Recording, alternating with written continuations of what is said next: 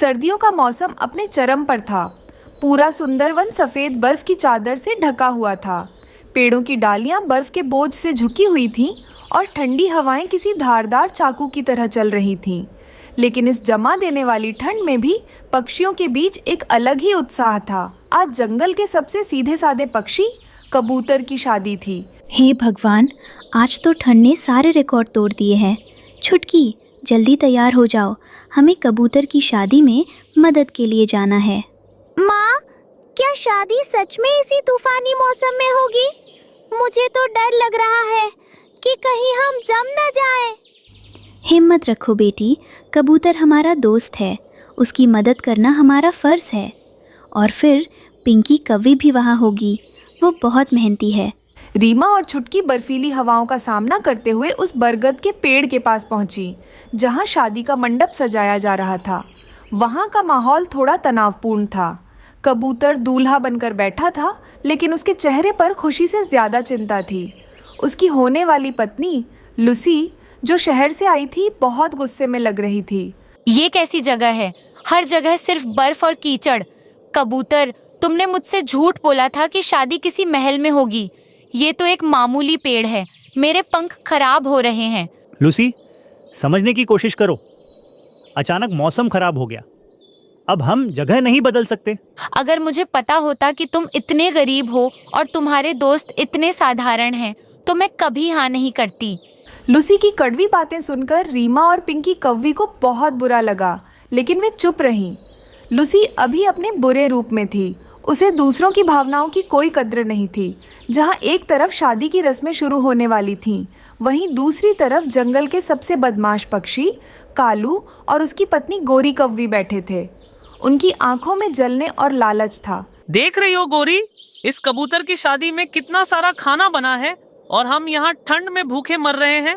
हाँ कालू जी, मुझे वो खीर और दाने चाहिए।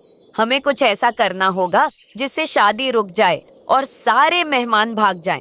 फिर हम सारा खाना आराम से खाएंगे। बिल्कुल, मेरे पास एक योजना है। जब फेरे शुरू होंगे, हम पीछे से हमला करेंगे और शोर मचा देंगे कि बाढ़ आ गई। भगदड़ में हम खाना चुरा लेंगे। शादी की रस्में शुरू हुईं। पंडित जी मंत्र पढ़ रहे थे। तभी अचानक हवा की गति तेज हो गई। ये सामान्य हवा नहीं थी, ये एक बर्फीला तूफान था। मौसम आज उनका सबसे बड़ा दुश्मन बन गया था। बर्फ के ठंडी ठंडी गोले आसमान से गिरने लगे। सब लोग संभल जाओ, तूफान बढ़ रहा है। इसी अफरा तफरी के बीच आसमान में एक काला साया मंडराया। वो थी माही चील। माही चील जंगल की सबसे खतरनाक शिकारी थी। उसकी नजरें शादी के खाने पर नहीं, बल्कि मेहमानों पर थीं। हा हा हा, आज तो दावत होगी। एक साथ इतने सारे शिकार। इस तूफानी मौसम ने तो मेरा काम आसान कर दिया। भागो, माही चील आ गई है। माही चील ने झपट्टा मारा। उसका निशाना नन्ही छुटकी थी। छुटकी डर के मारे बर्फ में जम सी गई थी। माँ, बचाओ! ये सब क्या हो रहा है? मुझे मेरे घर जाना है। कबूतर, तुम कितने कमजोर हो, अपनी रक्षा भी नहीं कर सकते। माही चील छुटकी को पकड़ने ही वाली थी कि तभी कुदरत का कहर माही पर ही टूट पड़ा। तेज हवा के झोंके से एक भारी भरकम डाल टूटी और सीधे माही चील के पंख पर आ गिरी। माही दर्द से कराह उठी और बर्फ में गिर पड़ी। वो अब उड़ नहीं सकती थी। उधर कालू और गौरी, जो खाना चुराने आए थे, तूफान में फंस गए। वे दोनों ठिठुरते हुए जमीन पर गिर पड़े और अचानक से उनके ऊपर बर्फ गिर गया था। तूफान इतना तेज था कि एक पेड़ लूसी के ऊपर गिरने ही वाला था। आज तो मैं गई। लूसी ने आंखें बंद कर लीं। तभी एक चमत्कार हुआ। रीमा और पिंकी ने अपनी जान की परवाह किए बिना अपनी पूरी ताकत लगाकर उस पेड़ को पकड़ लिया। तुमने मुझे बचाया, जबकि मैंने तुम सबका कितना अपमान किया था। हम जंगल वाले हैं लूसी, हम मुसीबत में अपनों का साथ नहीं छोड़ते, चाहे वे हमसे नफरत ही क्यों ना करें। रीमा की इस बात ने लूसी का दिल पिघला दिया। उसका घमंड चूर चूर हो गया। उसने देखा कि कबूतर भी अपनी जान जोखिम में डालकर मेहमानों को सुरक्षित जगह ले जा रहा है। लूसी समझ गई कि असली सुंदरता दिल की होती है, महलों की नहीं। उधर माही चील बर्फ में दबी तड़प रही थी। उसे लगा कि अब ये पक्षी मिलकर उसे मार डालेंगे। माँ, देखो, इसे बहुत चोट लगी है। हमें इसकी मदद करनी चाहिए। पागल हो गई हो छुटकी? ये हमें खाने आई थी। नहीं पिंकी, इस वक्त ये लाचार है और मरते हुए को मारना ठीक बात नहीं है। रीमा और कबूतर ने मिलकर उस पेड़ को वहां से हटा दिया। ये देखकर माही की आंखों में आंसू आ गए। उसने आज तक सिर्फ नफरत देखी थी, पहली बार किसी ने उस पर दया दिखाई थी। मैं तुम सबको मारने आई थी और तुम मेरी जान बचा रहे हो। आज से मैं तुम्हारी दोस्त हूँ। मैं कसम खाती हूँ, इस इलाके में कोई भी शिकारी तुम पर हमला नहीं करेगा। लेकिन तूफान अभी भी नहीं रुका था और कालू कौवा अभी भी अपनी हरकतों से बाज नहीं आया था। कालू ने देखा कि सब माही और लूसी में व्यस्त हैं, तो उसने शादी की माला और खाने का बर्तन चुराने की कोशिश की। गोरी, जल्दी करो, यही मौका है।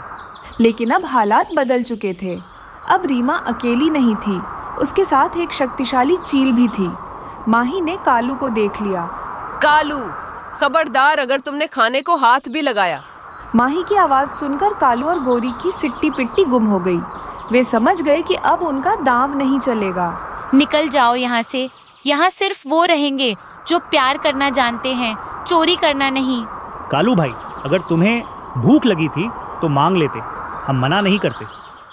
लेकिन चोरी करके तुमने साबित कर दिया कि तुम हमारी खुशी में शामिल होने लायक नहीं हो। कालू और गोरी को अपनी जान बचाकर वहां से भागना पड़ा था।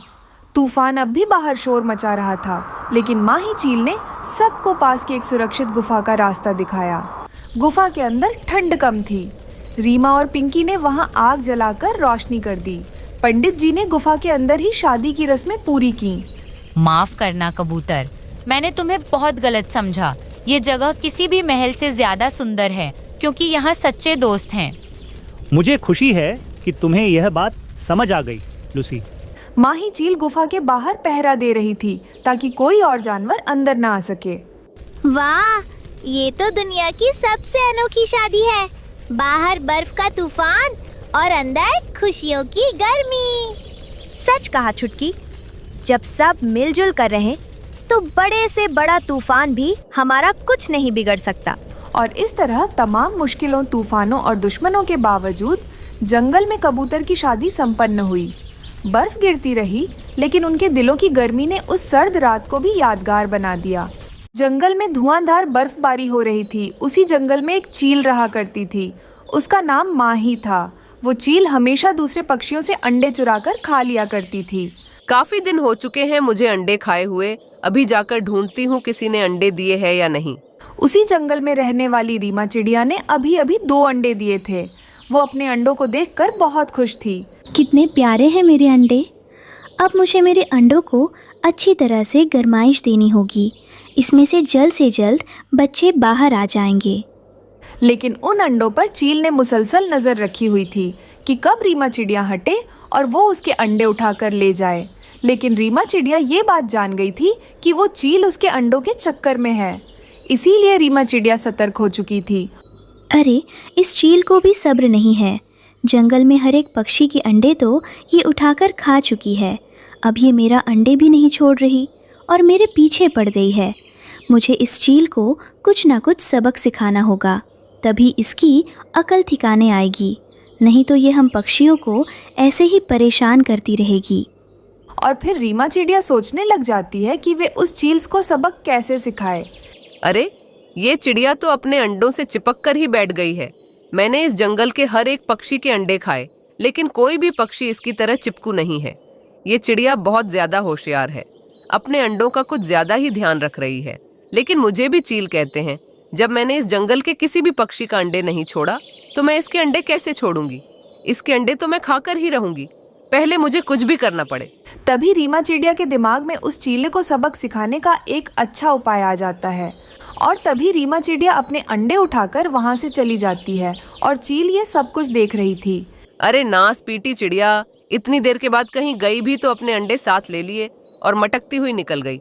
ये नहीं कि अंडे घर पर छोड़ देती और मेरा काम आसान हो जाता। रीमा चिड़िया पहले रास्ते में एक अच्छी जगह ढूंढकर अपने अंडे छुपा देती है और बर्फ में दबा देती है। उसके ऊपर एक बड़ा सा पत्ता रख देती है और फिर वहां से सीधा उस चील की गुफा में पहुंच जाती है। रीमा चिड़िया देखती है कि वहां पर उस चीले के कुछ अंडे पड़े हुए हैं। रीमा चिड़िया ने अपने अंडे तो छुपा दिए थे। अरे ये चील कितनी ज़्यादा मूर्ख है। दूसरों के अंडे खाने के चक्कर में अपने अंडों की रक्षा करना ही भूल गई। देखो तो ज़रा इसके अंडे कैसे पड़े हुए हैं। इनकी रक्षा करने वाला कोई है ही नहीं। अब मैंने जो सोचा है वो मैं आसानी से कर पाऊँगी और ऐसे उस चील को अच्छा सबक मिलेगा और वो आइंदा से किसी पक्षी के साथ भी ऐसा नहीं करेगी। अब देखना मैं क्या करती हूँ। फिर रीमा चिड़िया उस गुफा से चील्स के अंडे उठाती है और वापसी अपने घर की तरफ निकल जाती है। कुछ समय में रीमा चिड़िया अपने घर पर उस चील्स के अंडे लेकर पहुंच जाती है। चील अभी भी उस चिड़िया के अंडों की ताक में बैठी हुई थी। अरे शुक्र है चिड़िया आ गई। अब जल्दी से इसका ध्यान हटे और मैं इसके अंडे खा पाऊँ। ये बेचारी चील समझ रही होगी कि ये अंडे मेरे हैं, लेकिन ये तो जानती ही नहीं कि मैं ये अंडे इसकी गुफा से ही निकाल कर लाई हूँ। अब मैं कुछ समय में इन अंडों के पास से हट जाऊँगी और फिर चील ऐसा मौका देखकर इन अंडों को मेरे अंडे समझकर खाने ज़रूर आएगी और फिर जब वे बेचारी चील अपने ही अंडे खा लेगी तब उसे पता चलेगा कि अपने अंडे खोने का दुख क्या होता है। रीमा चिड़िया का उपाय बहुत अच्छा था। फिर रीमा चिड़िया ने ऐसा ही करा। कुछ समय में रीमा चिड़िया उन अंडों के पास से हट गई और दूर जाकर देखने लगी। उसके जाते ही वो चील तुरंत रीमा के घर में घुस आती है। अरे वाह, मौका अच्छा है। चिड़िया अपने घोंसले से दूर चली गई है और उसके अंडे भी ऐसे ही पड़े हैं। अब मैं इसके अंडे लेकर यहाँ से भाग जाती हूँ। और फिर वो चील चिड़िया के अंडे लेकर दूर भाग जाती है और एक पेड़ पर बैठकर और फौरन से घपाघप उन अंडों को खाने लगी। लेकिन तभी उसे पता चला, अरे इन अंडों का स्वाद तो मेरे अंडों जैसा है और ये दिखने में भी मेरे अंडे ही लग रहे हैं। अरे बाप रे, ये मुझसे क्या हो गया? मैंने तो अपने अंडे ही खा लिए। चिड़िया कितनी ज्यादा होशियार है। इसने अपने अंडे कहीं छुपा दिए और मेरे अंडे यहाँ लाके रख दिए और मैं बेवकूफ अपने अंडे ही खा गई। चील, अब दिल भर के अफसोस करो। तुमने आज अपने अंडे ही खा लिए। कैसी माँ हो, तुम अपने अंडे ही खा गई। चील, आज से तुम्हें अच्छा सबक मिला है। अब आइंदा से तुम किसी भी पक्षी को परेशान नहीं करोगी। चील को भी आज समझ में आ गया था कि अपने अंडों को खोने का दुख क्या होता है और उसके बाद से उसने पक्षियों के अंडों के साथ ऐसी हरकत कभी नहीं की। फिर कुछ दिन बाद रीमा चिड़िया के अंडों में से 2 प्यारे प्यारे बच्चे बाहर निकलते हैं और फिर वो उन दोनों के साथ खुशी खुशी से रहने लगती है। कलुए जी, अब घर की मरम्मत भी हो गई और हमने भोजन भी जमा कर लिया। अब ठंड का मौसम आ भी गया तो हमें ठंड से कोई परेशानी नहीं होगी। गौरी, तुम दिन भर इतना सारा काम करती हो, क्या तुम थकती नहीं हो? हाँ तो कलुए जी, आप भी तो इतना ज्यादा काम करते हो। आप इतनी ज्यादा सूखे में भोजन खोज कर ले आते हो। गौरी, मुझे तुम्हारे लिए और जग्गू के लिए ये सब करके बहुत खुशी होती है। मम्मा पापा, आप दोनों चिंता ना करें। जब मैं बड़ा हो जाऊंगा सब काम मैं कर लूंगा और आप दोनों के लिए भोजन भी खोज करके ले आऊंगा। देखा कलुए जी, हमारा जग्गू कितनी मीठी मीठी बातें करता है। अच्छा जग्गू बेटा, तुम अपने पापा के साथ रहो। मैंने सुना है कि जंगल में मीठे मीठे अमृत लगे हैं। मैं अभी जाकर जग्गू के लिए अमृत ले आती हूँ। ऐसा कहकर वो अमृत लाने के लिए चली जाती है। तभी दूसरे जंगल से आया हुआ एक खूंखार चील उसे रास्ते में उड़ते हुए देख लेता है। अरे वाह, खाना, आज तो मुझे खाना मिल गया और मुझे दूसरी जंगल जाने की जरूरत नहीं है। चलो इस कौवी को मारकर माही के लिए ले जाता हूँ। ऐसा कहकर वह सीधा कौवी पर हमला कर देता है। हमला कर कर उसे मार देता है। मारकर उसे ले जाने लगता है। पापा मम्मा कब से बाहर गई हुई है, वो अभी तक घर लौटी नहीं। जग्गू बेटा, तुम चिंता मत करो, तुम्हारी माँ घर वापस आ जाएगी। उसकी कोई दोस्त मिल गई होगी। बेचारा नन्हा सा जग्गू ये नहीं जानता था कि उसकी माँ बहुत दूर चली गई है और कभी भी वापस लौटकर नहीं आने वाली। उसे ले जाते हुए कबूतर देख लेता है। कबूतर तो चील से बहुत ज्यादा डर जाता है। मार दिया चील ने तो गौरी को मार दिया। वो तुरंत रीमा के पास जाता है। जाकर सारी बात बताने लगता है। रीमा बहन, उस चील ने गौरी को मार दिया है। मारकर अपने जंगल ले जा रहा था, मैंने अभी देखा है। अरे बाप रे, अब क्या होगा? जग्गू का क्या होगा? कबूतर, तुम गौरी के घर जाकर सब कुछ बता दो। मैं तो नहीं जा पाऊंगा, मेरी इतनी हिम्मत नहीं है। फिर रीमा जल्दी से कलुए के घर चली जाती है।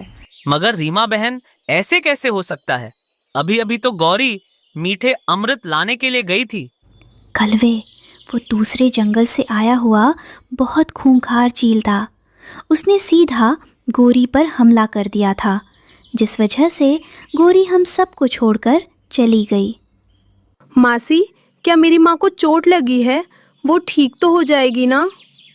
जग्गू अभी बहुत छोटा है, उसे मर जाना क्या होता है ये सब पता नहीं। देखो कलवे, जग्गू अभी बहुत छोटा है। तुम गोरी के बारे में इसे कुछ भी मत बताना। ऐसा कहकर रीमा वहाँ से चली जाती है। तभी कलवा अपने बेटे जग्गू से कहता है, जग्गू बेटा, तुम्हारी माँ बहुत जल्दी आ जाएगी, वो दूसरे जंगल गई हुई है। मगर पापा, मुझे माँ के बिना नींद कैसे आएगी? ऐसे ही कुछ दिन बीत जाते हैं। एक दिन कबूतर रीमा से कहता है, रीमा बहन, अभी तो बहुत दिन हो गए हैं। अभी मुझे लगता है कलुए को दूसरी शादी कर लेना चाहिए। अभी वो घर अकेला कैसे संभालेगा? उसको अपने बेटे को संभालना है और भोजन भी लाना है। कितना कुछ करना पड़ेगा उसे। हाँ कबूतर, गोरी हमारी बहुत अच्छी दोस्त थी। हमें उसके परिवार के लिए कुछ तो अच्छा सोचना पड़ेगा। रीमा बहन, मेरी बीवी की एक अच्छी दोस्त है, उसका नाम पिंकी है। अगर कलुआ मान गया तो हम पिंकी की शादी कलुए से करवा देंगे। हाँ कबूतर, हम दोनों अभी कलवे के पास जाएंगे और उसे सारी बात बताएंगे। फिर कबूतर और रीमा चिड़िया कलुए के घर आते हैं। ये तो मेरे लिए बहुत मुश्किल होगा। जग्गू तो उसे अपनी माँ कभी नहीं मानेगा। कलवे, तुम बड़े हो और समझदार भी। जग्गू अभी बहुत छोटा है। वो समय के साथ साथ उस कव्वी को अपनी माँ मान लेगा। फिर कलवा कौवा भी मान जाता है। वो सब मिलकर कलवा की शादी पिंकी कव्वी से करवा देते हैं। पिंकी, वो जग्गू तो बहुत छोटा है। अगर उससे कोई भूल हो जाए तो उसे माफ़ कर देना और उसका अच्छे से ध्यान रखना। मैं भोजन ले आऊंगा, तुम जग्गू और घर का ध्यान रखना। हाँ कलुवे जी, मैं जग्गू का बहुत अच्छे से ध्यान रखूंगी। मैं सब संभालूंगी, आप बेफिक्र रहिए। फिर कलवा पिंकी को अपने घर ले आता है। पापा पापा, ये आपके साथ कौन है? जग्गू बेटा, ये आपकी दोस्त है। आपकी मम्मा ने आपके लिए भेजा है। पापा, मम्मा कब वापस आएगी? उनके बिना तो मुझे रातों को नींद नहीं आती। बेटा, तुम मेरे साथ सो जाना, मैं तुम्हें नए नए कहानियां भी सुनाऊंगी। मेरी दोस्त, मुझे पानी पीना है। क्या तुम मेरे साथ नदी पर चलोगी? बेटा, तुम चलो मेरे साथ नदी के पास, आज मैं तुम्हें पानी पिलाती हूँ। फिर पिंकी जग्गू को नदी के पास ले जाती है। वहाँ हरियाली और तोता पहले से बैठे हुए थे। अरे वाह, गोरी को मरे हुए तो 4 दिन भी नहीं गुजरे, कलुए ने नई शादी कर ली। कैसे कैसे पक्षी रहते हैं इस जंगल में। कौन है आप, और आप छोटे बच्चों के सामने ऐसी बातें क्यों कर रही हो? हम गोरी के अच्छे दोस्त हैं। तुम कौन हो? तुम कहाँ से आई हो? हम पर सवाल क्यों कर रही हो? जग्गू बेटा, तुम्हारी माँ गोरी मर गई है। अब वो कभी तुम्हारे पास वापस लौटकर नहीं आएगी। तुम चुप हो जाओ। हरियाली छोटे से बच्चे के सामने क्या बोल रही हो? आंटी, आप बताओ, मेरी माँ कहाँ है? पापा ने तो बताया है मेरी माँ दूसरे जंगल गई हुई है। वो जल्दी ही वापस आ जाएगी। जग्गू, सब झूठ है। तुम्हारी माँ मर गई है और तुम्हारे पापा ने दूसरी शादी इस कव्वी से कर ली। ये सब बातें जग्गू को बोलकर तोता और हरियाली वहाँ से चले जाते हैं। आप सबने मुझसे झूठ क्यों बोला? मुझे अभी मेरी मम्मा चाहिए। आप सब मुझे मेरी मम्मा के पास ले चलो। मैं आपके साथ नहीं रहूंगा। जग्गू, मेरी जान, मैं आपकी मम्मा की तरह ही आपसे प्यार करूंगी। फिर कभी झूठ नहीं बोलूंगी। फिर पिंकी कव्वी जल्दी से जग्गू को घर लाती है। घर आते ही जग्गू अपनी माँ को याद करके रोते हुए सो जाता है। आधी रात को जग्गू के सपने में उसकी माँ गोरी कव्वी आती है। जग्गू बेटा, तुम्हारी नई मम्मा बहुत ही अच्छी है। मैंने ही उन्हें भेजा है। तुम उनसे प्यार से रहो और हर बात मानो। मैं कभी वापस लौट कर नहीं आ पाऊंगी। मैं बहुत दूर चली गई हूँ। माँ, माँ, आप कहाँ हो? आप जो बोलोगी मैं वही करूँगा। फिर जग्गू जल्दी से अपनी नई माँ के गले लग जाता है। पापा मम्मा, आप दोनों मुझे माफ़ कर दो। आज के बाद से मैं आप दोनों की बात मानूंगा। माँ, आज के बाद से आप ही मेरी माँ हो। उस दिन के बाद से वो परिवार फिर से खुशी खुशी से रहने लगता है। जंगल में धुआंधार बर्फबारी हो रही थी। उसी जंगल में एक बड़े से पेड़ पर छोटा सा घोंसला था। उसी घोंसले में रीमा चिड़िया अपनी बेटी चुटकी के साथ रहा करती थी। चुटकी बेटी, मैं भोजन लेने के लिए जा रही हूँ। तुम घर में ही रहना और दरवाज़ा अंदर से अच्छे से बंद कर लेना। हाँ हाँ मम्मा, आप बेफिक्र होकर जाइए। आप बिल्कुल भी चिंता मत कीजिए। मैं कहीं नहीं जाऊंगी, घोंसले में ही बैठकर रहूंगी। मैं सब जानती हूँ क्योंकि आपने मुझे सब सिखाया है। मुझे पता है चुटकी बेटी कि तुम होशियार हो, लेकिन बेटी फिर भी ध्यान रखना क्योंकि वो शिकारी चील कभी भी आ सकता है। मम्मा आप जाइए और आप अपना ध्यान रखना। मैं अपना ध्यान रखूंगी। रीमा जब अपने घोंसले से बाहर आती है तो वो देखती है कि उसके घोंसले के बाहर चीलों का परिवार था जो एक मरे हुए पक्षियों को खा रहा था। ये देखकर वो जल्दी से अपने घोंसले के पास जाती है। मम्मा क्या हुआ? आप भोजन लेने क्यों नहीं गई? चुटकी, बाहर शिकारी चील घूम रहा है और उसके पंजों में एक शिकार भी था। देखा चुटकी बेटी तुमने? इसीलिए मैं कहती हूँ कि हमें हमेशा सतर्क रहना चाहिए। दूसरी तरफ वो सारे चील आराम से मांस खा रहे थे। खाने के बाद चील कहता है, अरे वाह, खाकर तो मज़ा ही आ गया। मगर पति जी, मेरा तो पेट नहीं भरा और चीलू का भी पेट भी नहीं भरा। अब हम क्या करेंगे? हाँ पापा, मेरा भी पेट नहीं भरा। मुझे तो और खाना है। कुछ ना कुछ कीजिए ना पापा। तुम दोनों चिंता मत करो, मैं अभी कुछ ना कुछ करता हूँ। मम्मा आप मुझे छोड़कर मत जाना। मुझे बहुत डर लग रहा है। नहीं चुटकी बेटी, ऐसे घबराते नहीं हैं। हम पक्षियों को पेट भरने के लिए बाहर तो जाना ही पड़ेगा। और वैसे भी हम छोटी मोटी मुसीबतों से डरकर घर में थोड़ी ना बैठे रह सकते हैं। ऐसे तो हम भूख से मर जाएंगे। तुम बिल्कुल चिंता मत करना। मैं यूं गई और यूं वापस आ गई। रीमा अपनी बेटी को समझाती है और फिर भोजन लेने के लिए चली जाती है। जाते हुए उसे शिकारी माही चील देख लेती है। पति जी जल्दी से उधर देखिए, उधर एक चिड़िया जा रही है। कहाँ कहाँ किधर? वो चिड़िया तो बहुत दूर जा चुकी है। अब हम लोग क्या करेंगे? तभी माही चील को एक उपाय आता है। पति जी मेरे पास एक उपाय है। क्यों ना हम उस चिड़िया के घोंसले के अंदर जाकर बैठ जाए। जब वो चिड़िया वापस आएगी तो हम लोग उसे मार कर आराम से खा जाएंगे। ये कहकर वो दो चील चिड़िया के घोंसले की तरफ बढ़ते हैं, लेकिन उन लोगों को ये नहीं पता था कि घर के अंदर चिड़िया की बेटी भी है। चील को अपने घोंसले की तरफ आते हुए देखकर चुटकी डर जाती है। अरे बाप रे, ये क्या? ये शिकारी चील तो इधर ही आ रहा है। अब मैं क्या करूं? मुझे तो कुछ समझ नहीं आ रहा। ये सोचकर चुटकी जल्दी से खिड़की से बाहर निकलती है। चील और उसकी पत्नी उस घोंसले में घुस जाते हैं। घोंसला छोटा होने के कारण वो दो चील उसी घोंसले में फंस जाते हैं। अरे पति जी, हम लोग तो यहाँ पर फंस गए। तुम चिंता मत करो माही, मैं अभी इस घोंसले को तोड़ता हूँ। ऐसा कहकर वो चील उस घोंसले को तोड़ने लगता है। किसी तरह वो घोंसले को तोड़कर वो दोनों बाहर निकलते हैं, लेकिन तब तक चुटकी दूर जा चुकी होती है। पति जी, ये घोंसला तो टूट गया है। अब हम लोग क्या करेंगे? तुम चिंता मत करो माही, शाम तक किसी तरह तुम्हारे लिए, चीलू के लिए कुछ न कुछ जरूर से लेकर आऊँगा। अब चलो हम लोग घर चलते हैं। ये कहकर वो दो चील वहाँ से उड़ जाते हैं। वहीं दूसरी तरफ रीमा चिड़िया को अनाज मिल जाता है। मुझे अब अनाज मिल गया। मुझे जल्दी से घर जाना चाहिए। वैसे भी मेरी बेटी घर पर अकेली है। जब वो उड़ते हुए जा रही होती है तभी उसे किसी की आवाज़ सुनाई देती है। चिड़िया पीछे मुड़कर और एक बूढ़ी पक्षी को देखती है। अम्मा जी, आपको क्या हुआ है?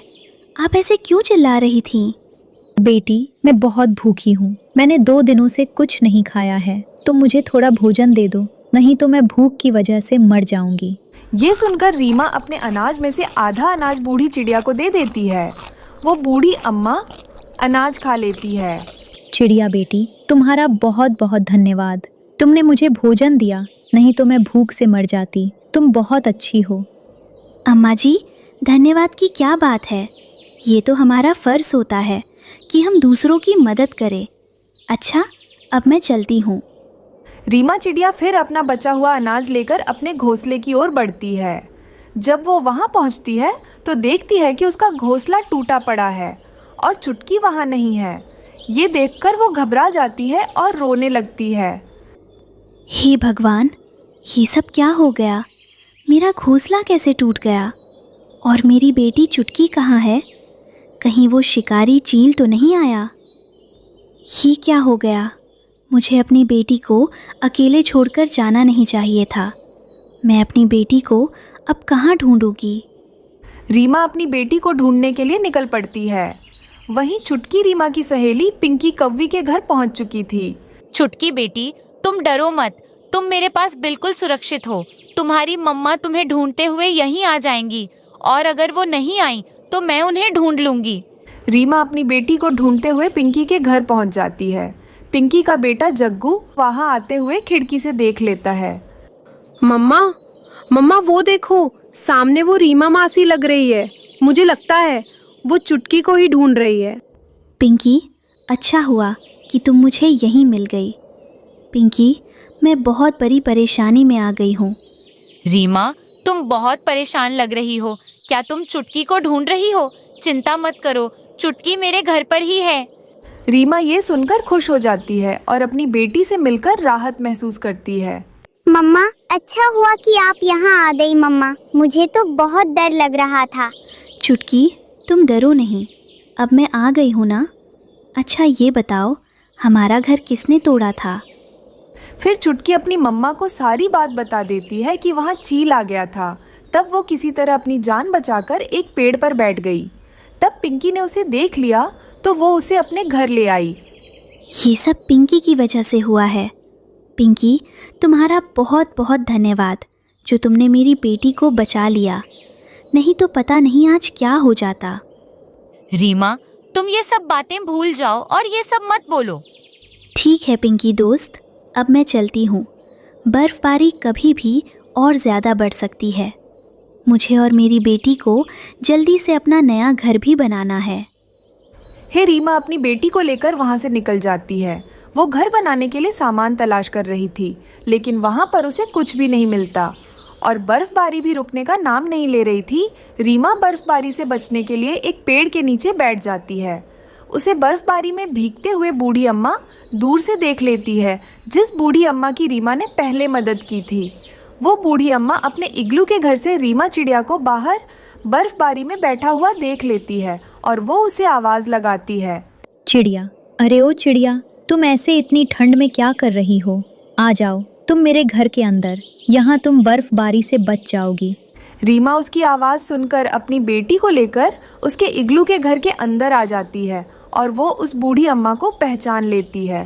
तब वो उसका धन्यवाद करते हुए कहती है, अम्मा जी, आपका बहुत बहुत धन्यवाद जो आपने हमें अपने घर में बुला लिया, वरना मैं अपनी बेटी के साथ बर्फ़बारी में भीगती रहती। इसमें धन्यवाद की क्या बात है?